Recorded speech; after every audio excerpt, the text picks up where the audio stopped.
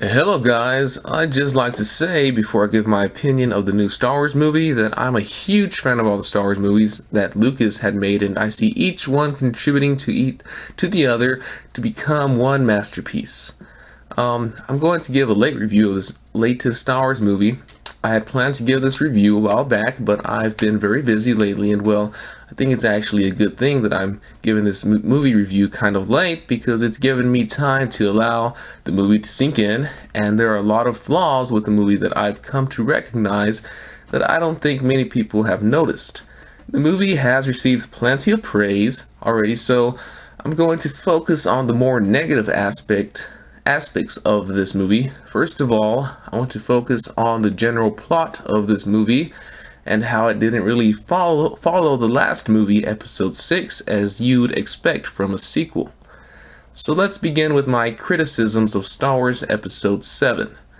In the opening scene, there is a conflict between the main villain, Kylo Ren, who's the new Darth Vader figure, and a Resistance pilot who's known as the best pilot they have. The scene is just kind of funky and odd. It was like watching some Star Wars fans making fun of the classic plot scene where the good and bad guy undergo a conversation. So the pilot is captured and the main villain confronts him, only to have the pilot tell him, quote, "Are you talking first, or am I talking, or who's supposed to talk first?" I understand the pilot's criticisms because it seemed like there were several awkward silent moments throughout this film. Another thing is that the pilot showed no fear of the main antagonist, Kylo Ren, who's like a wannabe Darth Vader. In fact, throughout the entire show, no one seems to display any fear towards him, not even his weakling co-workers and lieutenants. In fact, they showed signs of disrespect. Instead, it seemed like everyone saw him as some emo kid who threw temper tantrums, which he did. That's definitely not how we want to see our Star Wars villain. Continuing with criticisms of the plot. The plot was boring because it was basically a redo of Star Wars: A New Hope. I'm sure you've heard that plenty of times. They practically have another Death Star that they use to practically get rid of a bunch of extras. I mean, poor people who put those extras together, and poor actors. After all of that work of putting them together, they were only seen for a few clips of the movie and then completely destroyed by one huge blast. The Empire is now, I believe, referred to as the New Order or the First Order. Anyways, like I said before, plot was just very inconsistent with episode 6. For example, after Luke and Darth Vader defeated the Sith Lord, Emperor Palpatine, and Darth Vader dies in Luke's hands, you would think that what would follow is that the Resistance would begin to win the war. In fact, it seemed like the Resistance did win the war at the end of episode 6. You can just watch the YouTube ending of episode 6 right here on YouTube. However, in this new movie, Luke completely deserts the war, and instead of helping the Resistance finish it, he leaves to search for the first Jedi Temple. In this movie, it seemed like all of Luke's original efforts went to waste. The Resistance were back where they started. What a way to backslap all the work done in the original episodes. Ha ha ha. No, really. So for some dumb reason, there are pieces of a map that is needed to find Luke Skywalker, and the little BB-8 unit, which is the new R2-D2, is in charge of giving a crucial piece of information to the Resistance, which is part of the map. A piece of the map to find Luke Skywalker, which it got from some unknown wise man who had no real association to any of other movies prior to this one. So the BB-8 unit got that piece of information from some unknown guy who came out of nowhere, who got that information. Perhaps Luke left it with him, I don't know. So I wonder why Luke didn't just leave the mountain he was standing on at the end of the movie to find the Resistance himself. I mean, was Luke playing hide and seek while the Resistance was being obliterated? I just don't see how people actually like this plot at all, but I understand that it's mainly the nostalgia that's kicking in. Another inconsistent plot with this movie is that it totally disregarded Yoda's words in episode 6, where Obi-Wan tells Yoda, quote, What if he fails? And Yoda says, well, there is another. Sorry, that's a bad Yoda impression. Obviously, Yoda couldn't have known about Rey, but the other he was talking about was either Leia or some other chosen individual that would be destined to defeat the Empire. Well, that pretty much sums up my criticisms of the general plot compared to the movies prior to it. And so I want to talk about some of the logical inconsistencies within the plot itself and its characters. So Kylo Ren, as noted before, is like a wannabe Darth Vader.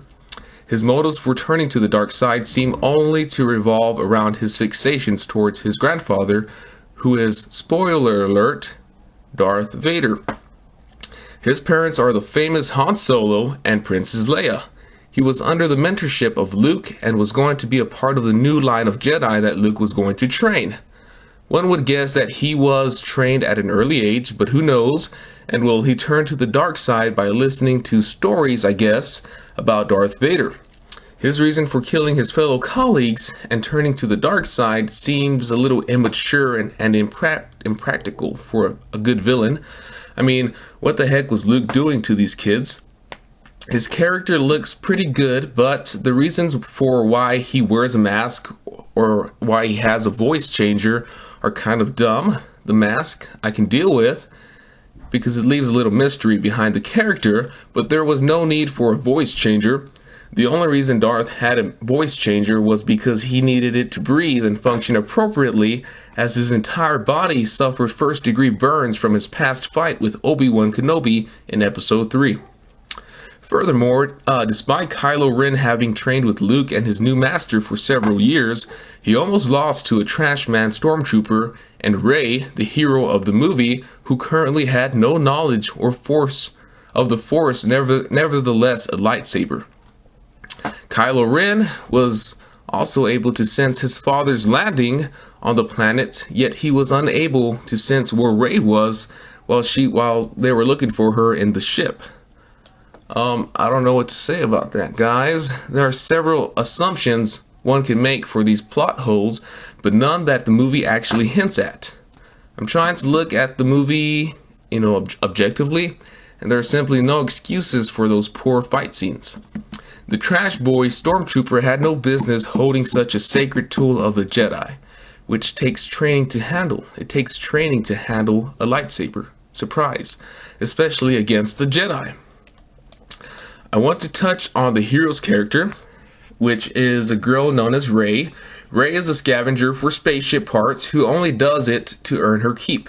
She resides on a desert planet, much like Anakin and Luke, where she awaits someone she dearly holds close. She simply doesn't know who she's waiting for, though, because she had lost her memory of prior events. Anyways, they show Rey as having knowledge about things she shouldn't know, especially in her current condition.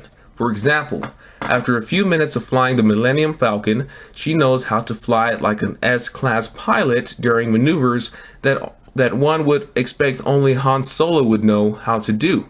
In fact, she seemed to know more about the mechanics of the Millennium Falcon than Han Solo himself. I'm not sure if her extraordinary abilities was a way to appeal to women and feminists alike, but it was poorly presented and executed. Pretty much like the mindset of most feminists, it was irrational. Roar, women power, woman power. I mean, the girl even knew how to use the Jedi mind trick without ever being taught that the Force could be used in that way, and how to even control the Force itself. Some old Chinese lady, alien Chinese lady, told her a little bit about how the Force works, but she wasn't even a Jedi. What she said was something you'd probably read from a friggin' Chinese cookie. So as you can tell, I was pretty disappointed with the mechanics and logic behind this movie, and it hurt my brain to even watch it. The thing about Lucas's movies is that there were very few logical inconsistencies, and the plot was pretty solid, logically speaking. This is especially true for episodes 1 through 5. There was always a reason given behind an individual's ability and their actions, When there was no explanation, the mystery behind those inconsistencies were very broad, and they actually added, they were not very broad, and they actually added to the characters, like Darth Maul. Without knowing who Darth Maul is, you can expect it's because he seemed like an assassin, ninja, kind of weird dude, and that kind of mystery of who he was is kind of just, it leaves to his character. This movie didn't do that for me because there were way too many inconsistencies, plot holes, and rushed explanations for everything. It all seemed like a fan-made act that was just plain bad, and that provided fan service and nostalgia to appeal to the biases of old fans. J.J. Abrams is banking it right now with this movie, and I'm very disappointed with it. It doesn't deserve the praise it has right now. Well, this is my review of this movie. I'm sure I'm going to get a lot of hate, but I'm sure as time goes on, people see this movie for what it is and the logical inconsistencies that I pointed out here. So, thanks for watching.